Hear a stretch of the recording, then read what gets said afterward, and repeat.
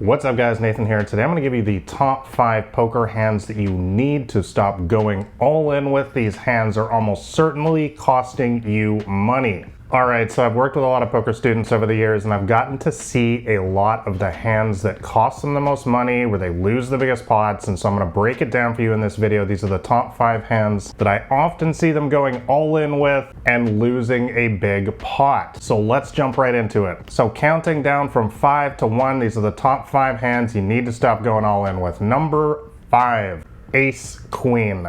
Everybody's favorite hand, Ace Queen. Now guys, this is a classic hand that a lot of beginners and amateurs in particular get themselves in trouble with, especially pre-flop, before the flop turn and river, when they start getting into one of these raise, re-raise kind of wars, and then they get all the money in pre-flop. They go all in. And what you guys need to understand about a hand like Ace Queen is you're typically not going to be in a good spot if you go all in with this hand pre-flop. Now I do need to mention that in this video I'm typically assuming that you're playing, 6 people at the table, 9 people at the table, maybe a cash game, or maybe early on in the tournament. So I'm not talking about super late in a tournament, or if you're playing heads up cash or something like that, because that will be different. I'm talking about under normal circumstances. So what are they likely to have when you go all in pre-flop with Ace Queen? Well, they're likely to have a big pocket pair like pocket aces, pocket kings, queens, jacks, 10s, 9s, and so on. Now, of course, we hope they don't have pocket aces or pocket kings because we're in really bad shape versus those hands. But a lot of people think that if they go all in with a hand like Ace Queen and you're up against pocket 10s, for example, that's okay. It's a coin flip. That's actually a common misconception. Ace Queen versus pocket 10s is not a coin flip. You're only about 42% to win with Ace Queen. What else are they likely to have? Well, they're likely to have Ace King. Remember, there's always a lot more combinations of unsuited, unpaired hands than there are of pocket pairs or suited hands. So they're going to show up with Ace King sometimes, and Ace King, of course, is going to be a large statistical favorite against Ace Queen. You're only going to have around 23, 24% equity, something like that. And the biggest thing is, like I said off the beginning, you don't dominate anything. People typically do not play hands like Ace Jack, Ace 10. They don't go all in with those hands. So guys, for all these reasons,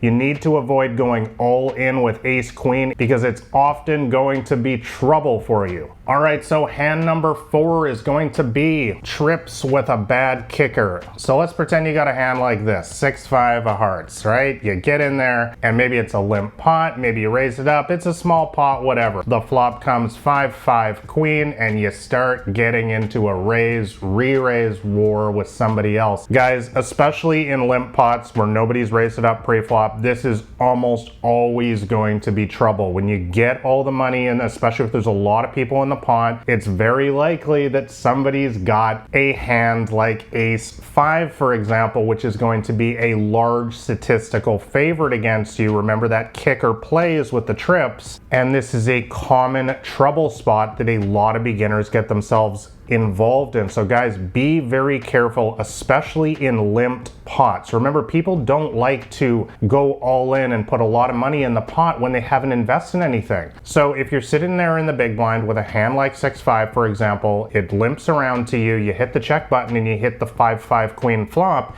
and somebody wants to play an enormous pot with you out of nowhere, you really need to have some sort of alarm bells going on up here and ask yourself, is my hand going to be best here? There is a decent chance, especially if there's a lot of people in the pot, that they have a better trips than you. So guys, be careful when you flop trips and you got a bad kicker like this, especially in limped pots, because it's often trouble. All right, so hand number 3 that you guys need to avoid going all in with is everybody's favorites, King Jack. Now, I made a video a couple weeks ago talking about the worst poker hands, the 5 worst poker hands, and I think this was number 3 or something on that list. You guys can go check that out. King Jack, guys, is just an absolute nemesis, one of the biggest trouble hands for a lot of poker beginners, and that is because it gets you into all sorts of sticky situations with a top pair that ends up not being the best hand.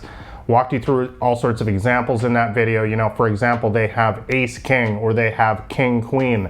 This is often going to be what they're going to have when you have top pair with a hand like this and you play a big pot, and you're going to be a large statistical underdog with King Jack. Remember, King Jack suffers from a lot of the problems that Ace Queen has, meaning that they don't have a worse top pair, meaning a hand that with a worse kicker. For example, King 10, King 9, King 8. Most reasonable players don't play these hands. So often when you go all in with a hand like King Jack, you're just gonna find out that the guy's got a better kicker and you're a large statistical underdog. So guys, avoid going all in with King Jack. Be careful. You hit top pair, just call. Just play it a little bit slow. Play one of those small, medium-sized pots. Don't go all in because you hit a hand like top pair with King Jack. It is a huge mistake. All right, so the second most important hand you need to avoid going all in with is flop straights that aren't the nuts. All right, guys, what is the nuts? Number one, the nuts in poker is the best hand possible. This hand, Jack 9 suited, for example, is a hand that I often bring up because I've seen this hand in particular so many times get amateurs in trouble because it can flop a straight that is not the nuts. What specific board is that? King, Queen, 10. On that board, Ace Jack is the best hand possible. Jack 9 is the second best hand possible. Once again, if you're in one of these limped kind of pots, specifically with a lot of people in there, again, nobody's invested any money in the pot, flop comes King, Queen, 10, and somebody wants to go all in with you, you have to have those alarm bells ringing in your head that, wow, somebody might have Ace Jack here. Why do they want to go all in with me? You guys always need to remember that people don't like to put all of their money in the middle unless they're a complete and utter maniac, especially in little limp pots where they haven't invested anything. And you know, this goes for a lot of other hands as well. So you guys need to be careful with any kind of these straights that are not the nut straight. Make sure that you read the board correctly and understand what is the best straight possible here, and you know, why does somebody want to go all in with me?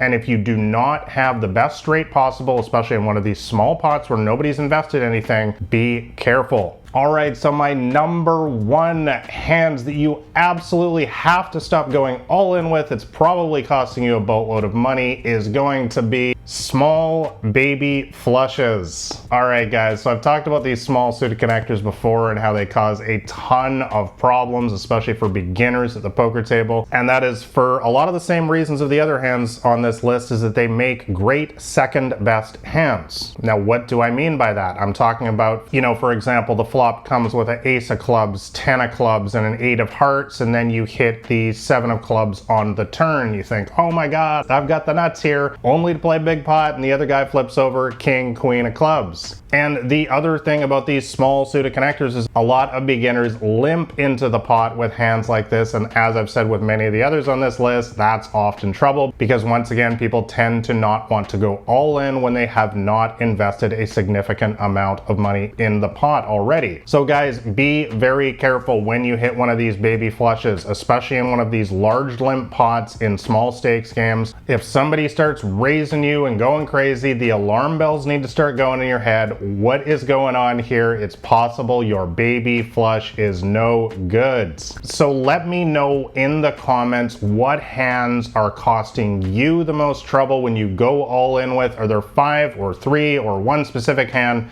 that you find is causing you the most trouble when you go all in? And make sure you guys grab a copy of my free poker cheat sheet. That'll be the top link in the description below. That'll give you my complete step-by-step strategy for smashing the small stakes games.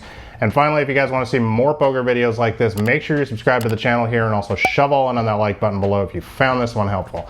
So thanks a lot for watching, guys. Do not go all in with these poker hands. I will catch you next week. This has been Nathan Williams with BlackRain79.com.